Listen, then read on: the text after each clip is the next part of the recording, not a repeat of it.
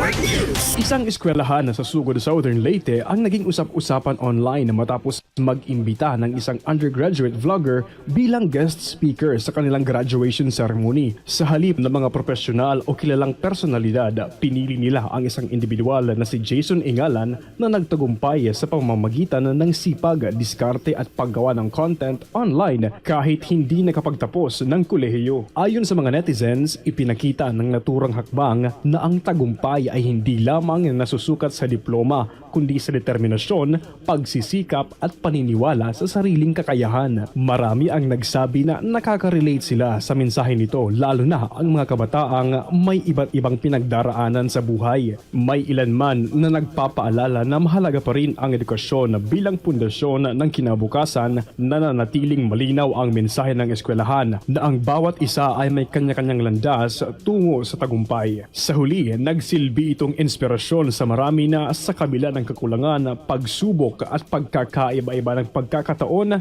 posible pa ring maabot ang pangarap basta't may sipag, tiyaga at hindi sumusuko. Kasama mo sa RMN Tacloban, Radyoman Chester Sanita, Tatak, RMN. RMN Network News.